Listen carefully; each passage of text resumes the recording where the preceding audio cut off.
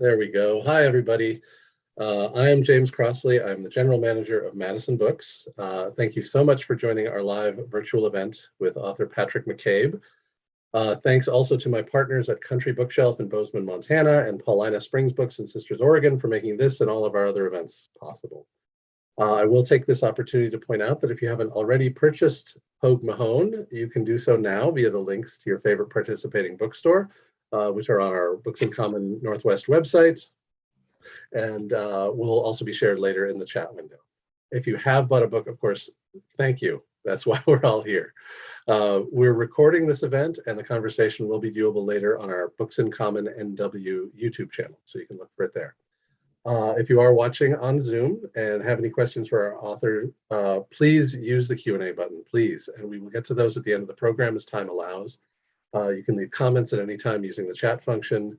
I think most of us know the drill at this point. Any tech issues usually can be resolved by leaving the room and jumping back into the Zoom chat. Using headphones usually resolves any audio issues that people have. We remind you always that this is a shared creative space and we want it to remain safe for everyone here. So please be respectful of everyone who's joined us tonight. Any offensive or inappropriate comments will see the user dismissed from the space. I would like to acknowledge that I am speaking to you today from Seattle, Washington, a city built on the unceded territory of the Duwamish people. You can learn about their efforts to achieve federal recognition as a tribe at realrentduwamish.org. I'm joined here today by two of my favorite booksellers from stores on the other side of the continent from me, Sam Koss, who is the co-owner of the Norwich bookstore in Norwich, Vermont, and Leslie Rains, who has been the manager at City of Asylum bookstore since 2017. City of Asylum is in Pittsburgh and has a broad focus on international and translated literature. We are here to celebrate this month's North American publication of a novel, a fugue, a fantasia, a free verse epic, a diatribe, a drinking song, an extended aria, a psychedelic dream, and many other things besides, all bound in one set of covers and addressed to the reader with a profane command, Poguemahone. It's a book that will provoke and amuse readers generations after we're gone. And being able to introduce it to you is a great privilege for me as a bookseller. I thank the good people at Biblioasis for allowing me the opportunity. Poguemahone is the work of Patrick McCabe, who was born in Clones, County Monaghan in Ireland. He was a teacher and then he was not, having become a full-time writer, which he has been for more than 30 years.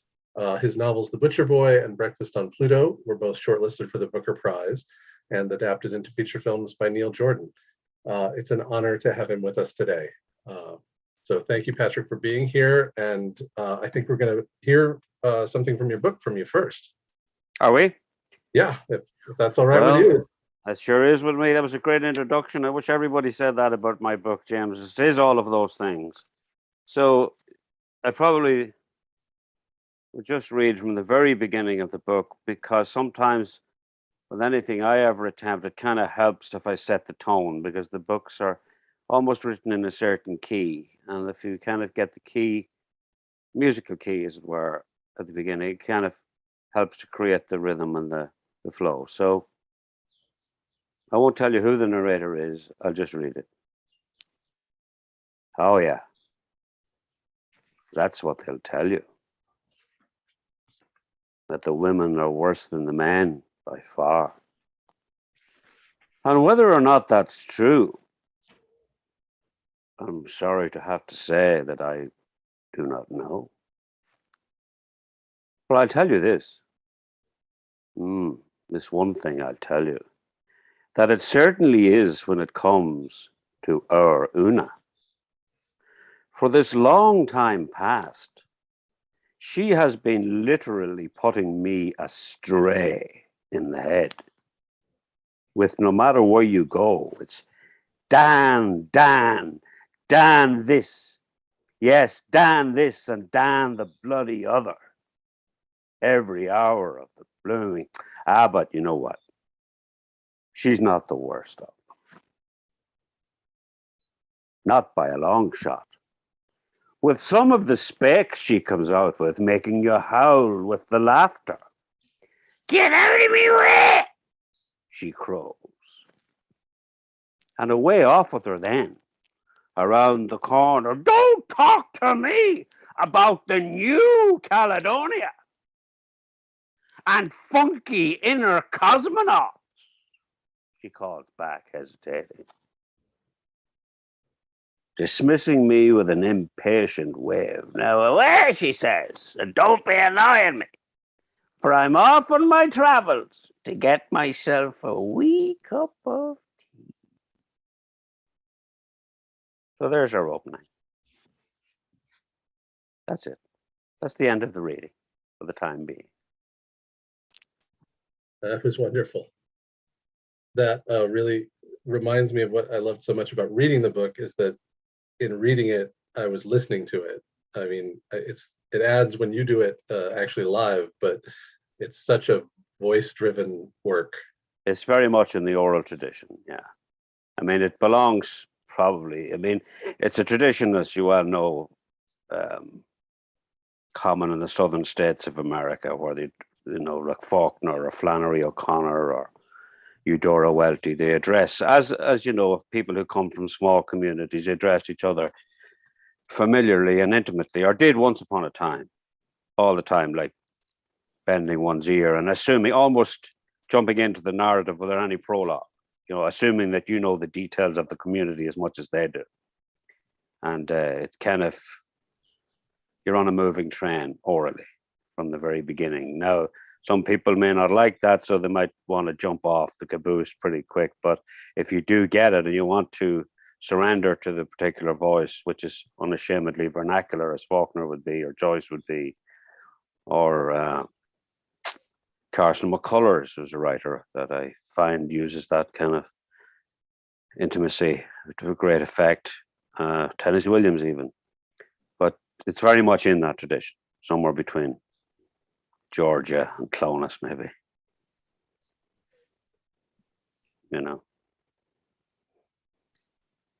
I wanted to, if nobody else had a question, Patrick, speaking of writing this, like each day when you sat down to write, how did you get yourself in the the right frame of mind to actually put these words down? Did you have to poetry, listen to music, or like, how did you? Well, I think if you actually put yourself in the artificial situation of listening to music, certainly for me, there would be something synthetic and inauthentic about that. The music has to find you. And anything that I've ever written has some kind of a rhythm to it, but I never know what the rhythm is going to be.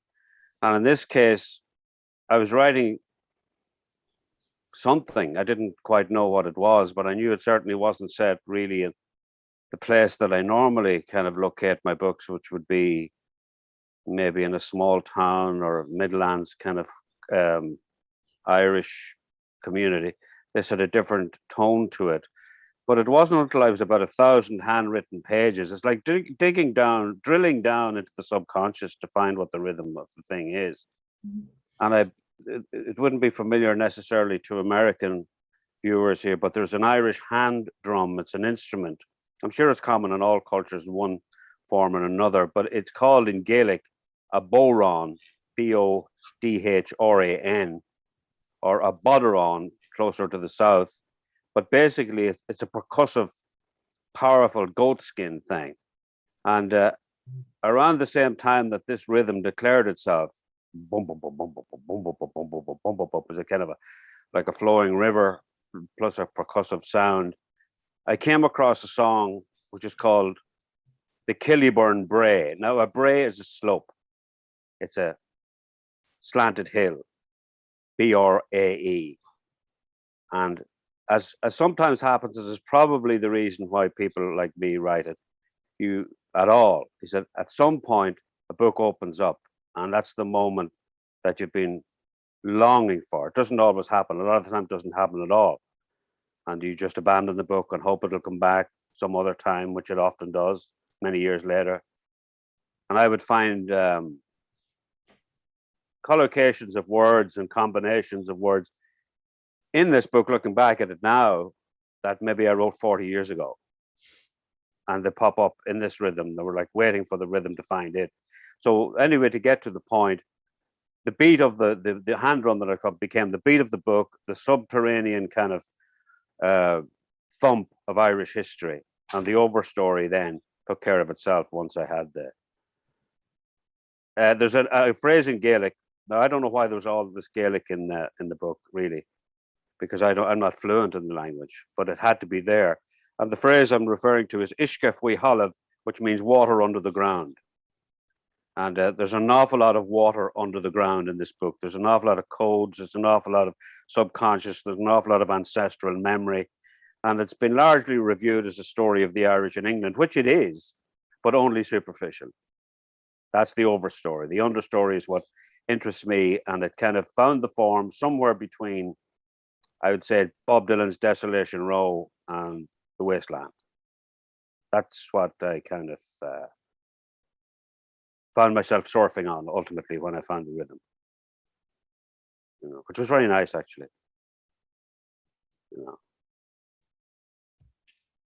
Hearing you talk about some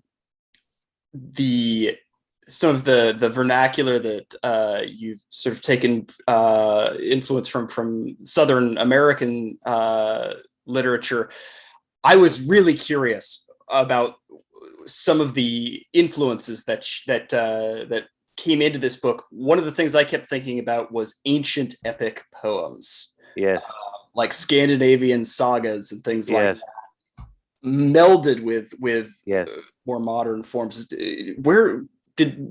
Was there more of that out there? Where did you find some of? Well, I mean, I was an avid reader when I was a boy, and there was a good library here. And I mean, all the things that you're referring to, the Nordic sagas and Oedipus the King, I was fascinated by all these rhythms. Like I am not very knowledgeable about, say, Nordic sagas, but I love them, and I love the great sweep of Beowulf, but also mixed in with classical literature, because at that time, young aspirant artists, they were very much versed in classical literature. It's not the case now.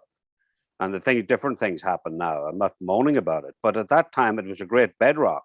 So every 3 days I would go to the library and get 5 or 6 of these things and just devour the language as much as what happened, although what happened was great excitement as well. But it was the language that you're referring to of these, because we're very, very conscious of the Gaelic sagas as well. And, there was a very global kind of mixed in then when I got to adolescence with Marvel comics. So there's a huge kind of Stan Lee influence. Stan Lee wrote Odin and, Loki and all these guys who've now, I don't really like the movies, because I think when you're a kid, what your Odin looks like, what your Loki looks like, and you don't want somebody else coming along, you're bonded. So it'd be the kind of splashes of color that Stan Lee and Kirby and all those things mixed in with what they call, I think, in criticism, the power of the degraded image. That would be trash movies mixed in with the Icelandic sagas, but always at the heart of a deep seriousness of classical tragedy. They'd never lose sight of that. That the overlay certainly is frivolous and playful, but really, what the core of the book for me would be maybe a couple of lines from The Wasteland. I can't remember them really offhand, but I will show you what the shadow of morning looks like. I will show you fear in a handful of dust. So the kiss, which people initially presumed there was some kind of Gaelic fist in the air, defiance, Poguemahone, like screw you all. It's not about that at all. That's too adolescent for me. What it is the kiss of dread. And in the Mr. Eshu sections, which is the Nigerian spirit, he finds his equivalent in the Gaelic, Welsh, and Scottish in the Gruagach. So they're the same person, they're intertwined. Every culture has this spirit of dread. And while, it bounces along, I think as James said, it was the Dylan Thomas kind of riverboat bobbing prose, but all the way through there's a kind of a chill grey line of the Ishkef wi halav, the water under the ground, which is the spirit of Alzheimer's, actually, because someone very close to me was having their soul erased, if I could put it that way, by something I did not know or understand. So in spite of all the advances in psychiatry and psychology, I thought, do we really know anything about this process any more than the medieval Irish or Scottish, or who would have said something has taken his mind, something has taken his soul? Is it the Gruagach? What is it? Is it Mr. Eshu? We don't know. Even yet, we don't know. Where did the dead go? Why do they never come back? All these things, very simplistic, obviously, but when you get to my age, it's pretty stark. Or anyone's age over 60, it's a pretty stark kind of, you don't have really time for frivolous kind of delicacies about these things when you see a soul being thumbed away, basically, over a period of weeks or months. So that's really what the book to me was about. The Poguemahone is not, oh, the big, rebel yell and all that stuff. It isn't. It's a little bit playful in that respect, all right, but no, it wouldn't be what I would perceive to be the essential truth or attempted truth of it. It was weighty. I hadn't really thought of it that way, but of course there is this darkness at the heart of it. No, I don't imagine most people would, certainly on first reading, but you see, the first reading is almost the playful mockingness of the spirit itself. It's leading you somewhere, but it's not a place you would necessarily, it would be very wise to go. But you find yourself enjoying, at least I did, I found myself enjoying the journey very much. Oh no, absolutely. Because I mean, don't get me wrong. I'm only getting my spec in first, actually, so that, I would like readers to think that, that there's something there that I want to communicate, as well as that. I mean, I love the playfulness of this kind of thing, and one doesn't cancel out the other. In fact, the idea of the Gruagach as a goblin, you often see the devil in literature portrayed as a dandy, the most engaging creature you have, because you wouldn't spend time with him otherwise. So, it really is meant to be almost the thing and a parody of the thing at the same time, if you know what I mean.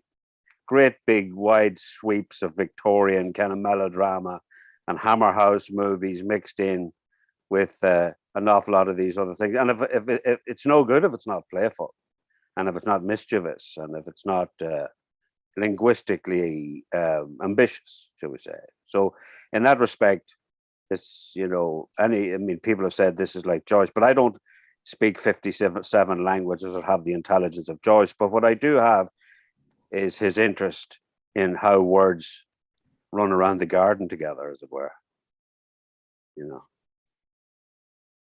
Definitely have that feeling, all right. Was there something about the era in which most of the stories in the book are set, the sort of hippie era, that relates to these things you've talked about specifically? Like, you could have written it in the present day, I suppose, but you were... Well, I guess you could, but it's a curious thing when we live in a predominantly secular age, shall we say now. Certainly Ireland does. And I grew up in what you would call, I suppose, traditional Catholic environment, where, it's usually portrayed as a, shall we say, a puritanical, regressive, backward, and all the rest of it. But that really wasn't my interest in it at all. I mean, if you could conceive of, in a curious way, some of the what I call in the book the psychic cosmonauts, or the inner travelers. And if you could imagine in that era, Jimi Hendrix going down on his knees and setting fire to a Fender Stratocaster. And the ritualistic aspect of that, which we were all familiar with in those years, is not that different from the Mass. And if you think of sacred stained glass imagery, which I would have growing up with, and the sun shining through it, what I wanted was the truth of that, but also the truth of a new kind of... So it was the color of both of those things, the lysergic acid experience, which was common at that time, along with various other illicit substances. It was a kind of an intoxicating melange of sacred imagery and lurid colors, where the psychic cosmonaut and the Catholic priest were almost fellow travelers. They were both searching for an inner plane, rightly or wrongly. All our searches are usually don't come to very much. Certainly in this book they don't. But it was what gave it the color was a conflation of Irish Catholicism as I'd known, and the psychedelic kind of wave that was breaking over Europe at the time, particularly from America, actually. You know, the whole American experience, the West Coast, Fillmore, East, all those things very much colored it. So it was my experience of those things, American culture, in which I was very immersed, and my own native Irish culture. So it was a nice cocktail to drink from for a couple of years.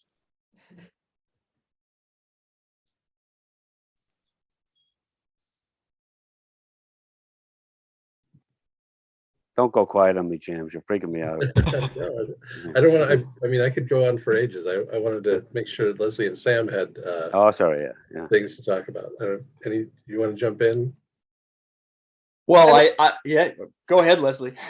Oh, I just want to say that, like, in talking and hearing you reference like how you wrote the references to like water and like surfing and running around the garden, like there is a real physicality to this book. Yeah. I felt like I had to come up for air every time I was sitting down to read it for a section. I wonder, like, did it physically exhaust you to write this? Was this like I don't know, it's a very visceral. Yeah. Very visceral. Well, it's physically exhausting when you're trying to find what it is, because I write everything longhand. I mean, I have 5 or 6 computers. I'm not a Luddite or anything like that. But ever since I was very young, it's like when you hold a fountain pen, it's like the blood from the veins goes into the pen. So it's coming from a very primordial place that I don't really have if you're sitting at a computer, where you're almost immediately assuming the godlike pose, you know, that you're in charge of everything. But I don't like being in charge of everything, because I won't get to the subconscious. So it's about surrender, actually. So it's exhausting when you're scribbling like maybe 1,500 pages of stuff that doesn't make an awful lot of sense. It's like automatic writing almost. But then you leave it, and then you go back and you hope that you've had, and something clicks, like I said, the song. Then it's actually not exhausting. Then it's playful. Then it starts to bounce. Then it's exhilarating, and you can't wait to get back to it. And that's a very beautiful feeling. And I don't know what other writers feel about that. For me, that only happens, I'd say it has happened 4 or 5 times in my writing life, where you really think this is bouncing along. You know, you're in control. It's no use if the ball is out of your reach, you know, and you're chasing after it. That'll be irritating for the reader, and it'll be undisciplined. All the hard work should already be done by the 1,000 or 1,500 pages of bedrock, you know, where you have the nuts and bolts of some kind of a narrative, and then you can play around. It's like a scaffolding, I suppose. You can swing, you can turn, you can trapeze, you can do anything you want, because you know. All I knew really was what the last sentence was going to be. I knew that no matter what happened, I was going to land safely, coming down into land in a little rickety plane maybe, but I was going to land on the sentence which would read, "May God forgive me this night if I play you false." Meaning, how many levels of lies have we been operating on here? What was the reality? That's entirely up to the reader after that. So that's where I had to land. But so although it's ambiguous to an extreme, it's still a solid landing, if you know what I mean. It lands linguistically solid. And I wanted that, like parachute in, and exactly the circle you had mapped out. You know. At what stage did the novel take the form that it did? I guess for people who don't know, perhaps. Yeah. I mean, it's written in verse. It's written in free verse. Yeah. And you could have published without sort of revealing that. You could have made it look like prose. Like, when did your lines turn into, you know? When I realized that the true story was about a soul and a brain being fractured, when I realized that it was really about the explosion of a psyche, that's when Allen Ginsberg moved in. And Howl, which is one of the greatest poems, modernist poems for centuries past. I have seen the best minds of my generation. So I'd seen this man's mind explode in front of me. And the whole book blew up after that. It was like a bomb going off. It couldn't be any other way. There's no other way. People think, did you do this for, mischievous reasons? Did you? No. I would never do that. I would never be untrue to the material. Would never be, that would be like an apostate. No, it had to be that way. So, Was actually as hearing you talk about writing longhand, it's kind of related to this. I was really curious about, there are a couple of sections of the book where the use of space on the page feels very, very deliberate. The use of white space, the use of of placing of individual words and phrases. It's very Ginsberg esque. oh yeah. Was that deliberately created when you were writing longhand, or did you format that later? Where did that? It grew organically. Once, from the point of view, what I say that my friend, God rest his soul, is now dead. When I realized that the fragmentation of his inner being, everything I'd known about him, like he was a religious person who no longer knew what a cross was, who he no longer knew what the building even was, and he had a missile that he used to carry. It might as well have been a Marvel comic that we were talking about. It meant nothing to him anymore. So the fragmentations that we're speaking of, when I was using a fountain pen, if there was an expression on his face, for example, of almost not so much terror as utter bewilderment, sometimes on the page, the long trail of an ink mark would be better to express what I was feeling within the nerve. Then it could curlicue around itself when sanity came back to him, as it did momentarily before it vanished again. And then parts of his memory would be erased and he would look at you open-mouthed. And that's when the V bombers would come in, these doodlebug bombers that would go down and demolish whole streets of his past in his mind. So all these little tricks where I hadn't thought about as tricks or anything, they become quite natural. And then when the thing settled down, I would go back to the straight way of doing it. But it wasn't gimmickry. It was an organic, faithful representation of what the narrative was trying to do, without me guiding it by intellect. It was coming from a deeper place than intellect, which is really anything I do, any worth, whatever that might be. It doesn't come from the intellect at all. I remember reading about Bob Dylan writing like a Rolling Stone. And I think the other musicians had gone off to get something to eat. They were recording, I don't know where it was, whichever, I don't know what album, I think Highway 61 maybe.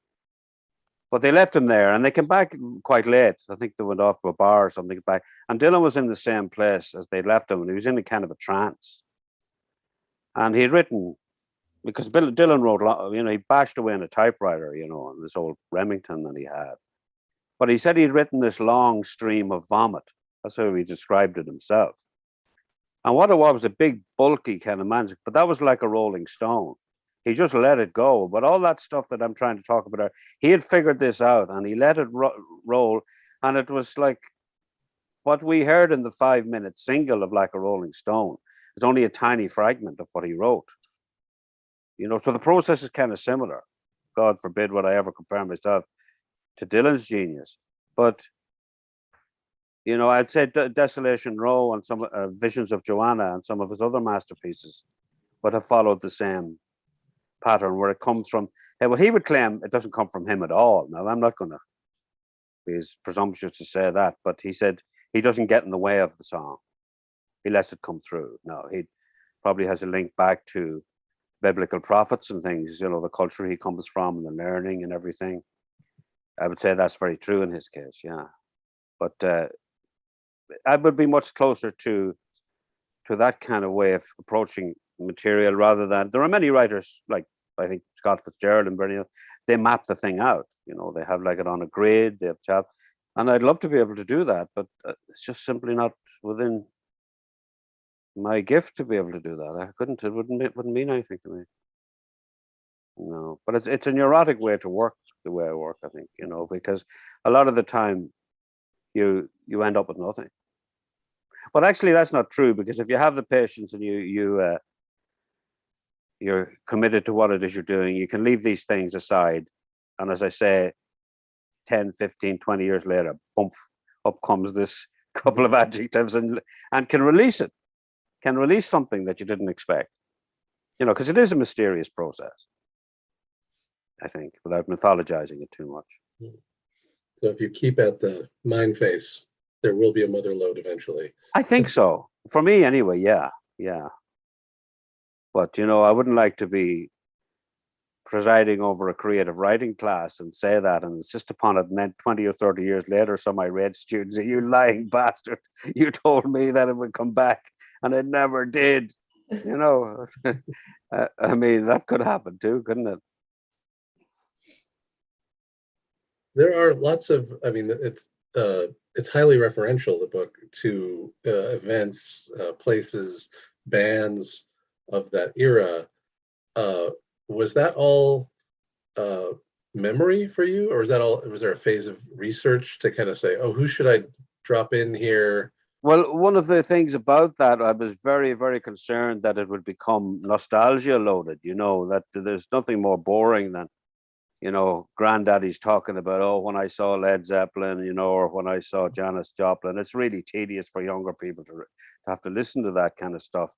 But at the same time, you also have to be very authentic and true to the period as it was lived in. And some of them I would have known very well and would have come. But I mean, you wouldn't put in Mott the Hoople just because you like Mott the Hoople. It has to have another function. And Mott the Hoople, when you think of the double O and hoople, it's like looping and twisting. It bends in with the language, and hoople has a sort of a hoppy quality to it, like bounces along. And Mott, what the hoople, that the linguistic function is more important to me than there could have been many other bands. But Mott the Hoople, because nobody knows what is Mott the Hoople, it's actually a character from American fiction, but most people don't know that. And they shouldn't, because I wanted to function. What is this odd name for people who wouldn't know it? And it's not something that someone who would be suffering from Alzheimer's, it might be something they would say, but it wouldn't mean anything. So to answer your question, is basically that I wanted to avoid at all costs any kind of indulgence, shall we say, in excessive nostalgia. Mind you, I wanted it to be funny and true to the place so that people could enjoy, but not to overload it, because that would unbalance the thrust of what it was I was attempting to do. Take it off on a spur line almost. Yeah, wasn't it great when we took acid? Yeah, well, big deal. Really.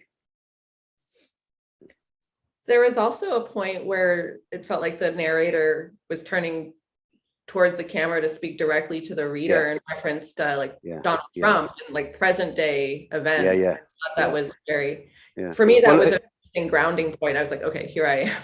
Now I know where I know, I understand. Yeah, I was aware there was making a lot of demands on readers, but if you think of the Dan character, I mean, nobody in the hospital, the care home, really refers to him at all. There's no sense of his real physical presence, because what I would suggest is that people say he is her subconscious. He's not present. And, she's being taunted and manipulated and teased and loved in all sorts of peculiar ways by this voice. But who is it? That's the ambiguous aspect of it. Is it really her brother? Because there are a number of codes and plots pointed, there's a constant refrain in it, plock, plock, plock, where there's a miscarriage sound. Like, is it the unborn child? I can't answer these questions, because when you're dealing with something like the illness that I've spoken of, I couldn't find any answers. So I had to be true to that as well, that if I tied it all up, that would be dishonest to the horror of the soul's erasure. But then again, you can ignore all that if you want. I mean, a book should have many levels, I think. You know, you can read it once, you can read it twice, whatever you want. But I mean, it's my business to put it there, so that I'm happy that every level that I wanted to investigate or drill down into is happy to my satisfaction. Because ultimately, first of all, the book must be to your satisfaction, irrespective if you never had a reader. It must be as a finished work of art, true to what it is your artistic morals or principles are directing you. You know? Because I think creating works of art are like prayers in some way, like, or is like prayer. It's sacred anyway. You know.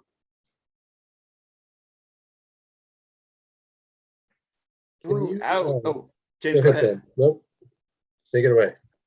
All right. Well, I wanted to tease that out a little bit because there are so many different ways that one could read this novel, and I think it's one of those books that I think probably demands multiple readings. But one of the things that I found myself constantly thinking about was the ways that memory becomes something other than what literally happened. Yeah, that's right. Throughout the book, and you touched on this at the beginning, that this is you're jumping onto a moving train, and so you're gonna get more context for this story as you read, and some of the context maybe did happen, some of it maybe didn't, maybe none of it, you know. That's right.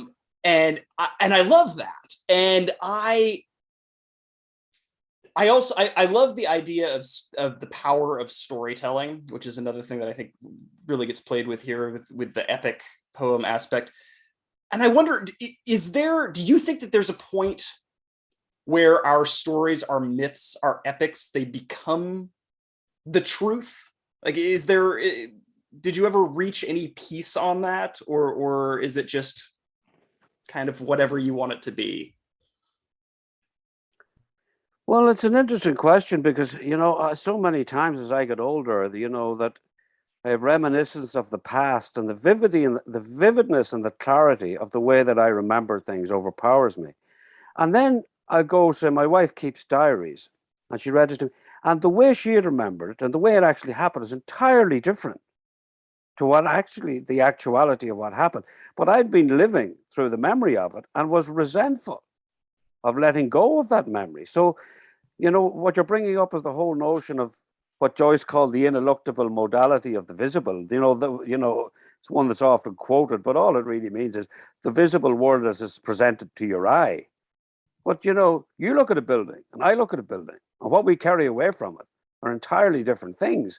And when this unfortunate illness struck this person, the world that he lived in for 75 years, it suddenly vanished. It was nothing like it. So the memory world, the real world, you know, I suppose that was to some extent why I was dealing with the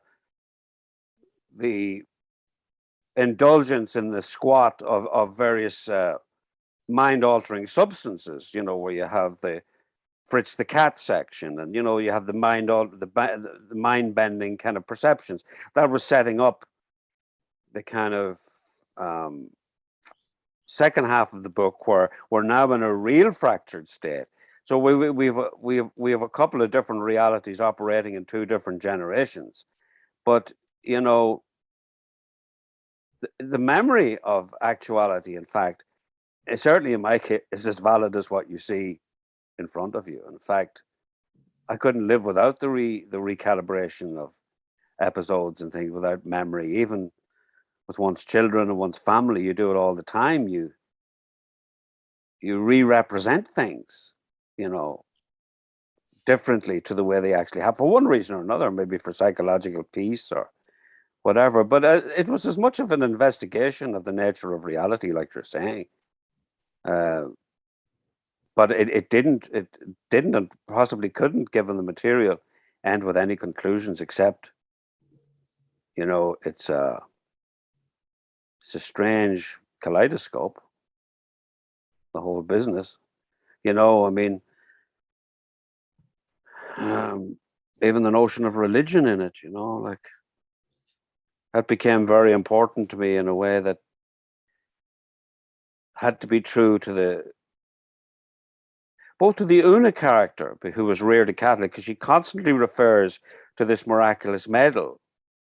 So the Blessed Virgin Mary and Mirror of the Ages, you know, while on one level you think, oh, it's just a statue of the Virgin Mary, but that's replicated in so many different cultures. The Earth Mother, the Mother of all white, and when she looks into the polished mirror, what does she see? You know, and with the beat of the hand drum and the miraculous medal, that's the Catholic Irish history perception, which wouldn't be the same as the two English gentlemen who were Anglo-Saxon and speak a different language, although it's English. But the Irish language is more Latin and more adjectivally driven. Not that one is better than the other, or it's even anything to do with any conflict between the Anglo-Saxon and the planter and the Irish Gael and all the rest of it. But in terms of the linguistic dance that I wanted to embark on, when the two Poguemahone, as they call them, who speak in very clipped, practical tones, as legalistic almost, like it creates a very interesting punch-up between the two cultures linguistically, and quite playful. So they're interested in Charlie Parker or the Thelonious Monk or whatever it is, and then you have the Kiliburn Bray, boom, boom, boom, boom, boom, against that. You know, it makes for an interesting kind of musical sparring kind of. I had fun doing that. Now, it mightn't be that obvious, but it did interest me when I lived in England that on the surface the language is the same, but in fact it's not really. I don't think that. Sorry, go ahead. No, so you lived for a long time in England, yes? I did, yes. Yeah, but you're back now Yes. in Ireland. How did that experience affect your writing, like immersion in this different language and? I think it was very good for it. I think the distance is always very good. I think that living in a city like London, which is 12 million people or whatever it is, every culture in the world is represented. I mean, I love the small town where I live. It defines everything I am. But you've got to look over the garden wall at some point and see how other people do it. So then when you're living in an inner city suburb, as I was, you're surrounded by Middle Eastern people, you're surrounded by, and, you know, oftentimes you find extraordinary overlaps, and then sometimes you don't. But it distilled an awful lot of things for me, and it taught me an awful lot of perceptions. But I always needed a core, a root, and I think most writers really do need, and that for me would be, I suppose, basically a place without any horizon, which is in the middle, a landlocked place, green, not with so much water except rivers, but it wouldn't be, say, coastal, you know? And maybe these things mean something and maybe they mean nothing, but they mean something to me in terms of what you dream about, or like where would your home be? And it's usually a landlocked place for me. And well, some people would think that's insular and all that.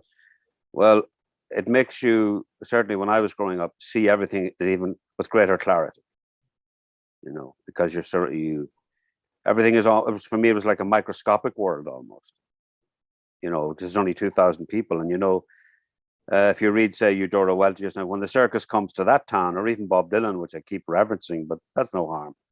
When the circus comes to Hibbing, or the circus comes to wherever Eudora, it's a different circus to everywhere else, you know. And I suppose it's almost like growing up inside a snow globe. Mm-hmm. You know. That's very picturesque. Something like that. There are a couple of questions from the audience that relate to changes in your work or the development of your work that maybe I should throw in here. And I don't mean to cut off Leslie and Sam from whatever they wanted to ask about. One was that you'd mentioned that the importance of you as the writer being happy with the finished product, and whether or not that was an attitude that you always had or that you developed along the course of your career. Yeah, well, I had a great teacher when I was young. I was about 10 or 11, and I used to really enjoy, I almost think it might be some sort of condition where I love the smell of ink and I love the scratch of a fountain pen. on a copy. I just loved it. I was very happy when I was doing it. And I used to lock myself away for hours writing these essays, and he encouraged me to do this. And he used to assiduously correct these. And one point he took me aside, he said, look, this is very, very interesting what you're doing now. We've just got a little bit of a problem, and it's something you're going to have to address. And I said, well, what is this problem? He said, you're over imaginative. He said, you're going to have to learn structure. And he basically gave me a half-hour lesson in exposition, development, and recapitulation. And he said, every night when you write these things, I'm going to ask you to do corrections because some of your spelling is erratic. And I know you can spell, it's just that your mind is running away with itself. And that was the best lesson I ever got in writing. And I followed everything he said. And he said, now you're getting there. You're paragraphing it. Now the reader understands. So he's basically given me the basic rules in creative writing. And once I realized, and he kind of suggested this to me, once I learned those rules, now you can do what you want. Well, you know, you didn't really need to learn that much more than that. You could read all the creative manuals in the world, and, you know, they will bring you all to all sorts of places. But that stuck with me and, you know, liberated me through structure, actually. So I forget what the original question was, but I think that does address it some way, doesn't it? Yeah, I think so. Yeah, the finished product being very important. Yes, that it had to have a shape. It had to have a shape. Whatever shape that was. It could be a rhombus, it could be a triangle, or it could be a square. It didn't matter. It has to have an architectural shape of some kind. Right. So it has to be recognizable by someone outside. I think so, yeah. Yeah, because this isn't like just amusing yourself. Like when I say it has to please me and it has to be to my satisfaction, that doesn't mean I want to be invisible. I mean, the whole idea of writing is that you say, look, like the Nordic sagas and the things that we spoke about earlier on are in sort of linked to the ballad form or the campfire session. And that is not a lonely place. That is where you say, come gather around me, come all you loyal heroes, all the cowboy songs, come, let me tell you my story. Is it the same as yours? And American culture particularly is full of that. So is Irish culture. Come to think of it, nearly every culture has that come gather around me thing. Work songs, weaving songs, all that kind of stuff. Please, I don't want to be alone. I want to tell you how it happened. And if I tell you my story, you tell me one back, and maybe we reach some kind of a consensus. And so it's while it has to have a shape, it must be recognizable to other people so that they can then tell you their story back. This perhaps segues into another question from the audience. I mean, it sounds like you're describing that you learned these things very early on, and you've worked in much the same way since. There's a question about how your process has changed since early work like Music on Clinton Street. I mean, you've been doing the same thing ever since those young days, do you think, or has it changed? It hasn't really changed at all. I mean, there used to be a kind of pose as a young boy where my head would tilt onto the desk and you stick your tongue out like this. I don't know if you pick this up. And you have the pen and you almost get into a kind of a surrender. It's all about surrendering to what this might be. I keep going back to this thing of not being in command. I don't want to be in command. So then the ink and the smell of the ink and the kind of, I mean, I do think that it relates to some kind of dissatisfaction with the physical world or some unease or some unhappiness with the world as we know it. That if you go into this trance place, you can remodel the world, you know, or go to a happier place where these things don't, or reinvent things. And maybe there's a heroic kind of aspect where you recast yourself as some kind of daredevil, or used to do an awful lot of that. But to answer the question, the pose is exactly the same. The head goes down, I scratch this out, and, you know, page after page after page emerges. And then you look at it and see, well, is there anything there or what? And it often happens if these combinations of words or certain scenes keep reappearing, like little aneurysms. That's usually what the book is about, or where it might be situated. Whatever particular psychic location, as much as physical and architectural location, you know, it could be unhappiness, it could be euphoria, it could be all sorts of things, but you don't really know till you start to see these things popping up, you know. But as I say, sometimes they don't pop at all, in which case you go back to being your own miserable self. I'm going to be reading books now thinking, what are the aneurysms here? Well, see, again, I'm only trying, James, to explain my method. Right. I mean, I've spoken to many students about this, and they don't necessarily recognize. Some of them do, but they have different ways of working, and I don't want to be prescriptive about this at all, because there are just as many personalities on the face of the earth as there are styles of approaching the physical world, And, I sometimes, when I was working in Pittsburgh, I used to marvel at the creative writing students. And they went to Starbucks and they'd click away, and they'd come up with really, really good work. And they were working from a different place than me. It wasn't necessarily that they were feeding off classical literature. It could be they were excavating stuff, TV series in YouTube, like there was one girl I taught, and she was only about 19. She had an astonishing knowledge of Agatha Christie, which I wouldn't have expected. Now, I said, where the hell did that come from? And I asked her, and she said she had picked it up on YouTube. Then she got all the links, and she got, but it was a vast reservoir of knowledge that she had about thriller writing, So obviously, what I'm suggesting is not going to be of great value to her. She had her own way of negotiating this terrain. Neither better or worse, just different. There is another question here that's rather specific about the book Last Day of Summer by Ian McEwan, and whether that gave you some of the inspiration for your book. It did. I've acknowledged that many times, because when I read that first, I suppose that's that kind of West Coast American stroke English hippie dream. How long did it last? A couple of years, And when you're in the middle of it, you think it's going to last forever. But of course, you forget that we're all young. And what McEwan did with astonishing wisdom at the age of 22 or 23, he put a very ordinary person into the middle of this. And by doing so, exposed the bigotry and unconscious prejudice of the communal life. This girl was very ordinary, working class, a little bit overweight, but these were kind of a little bit PhD students, and they'd maybe get her stoned and maybe make sort of passive aggressive comments about her weight. And all this is viewed by a young boy. And I got this sense of, this too will end. And it'll end sooner than you think. And it's the last day of summer, which I read about after I'd finished the book, because I'd only realized how influential. But Ian McEwan had been writing about it. And really, that word objective correlative, which, you're writing about something, but you shift it somewhere else. You're writing about a particular incident, but you don't meet it head on. You find an objective correlative, which in his case was a hippie squat. But what he was really writing about was his being sent off to boarding school when he was 11.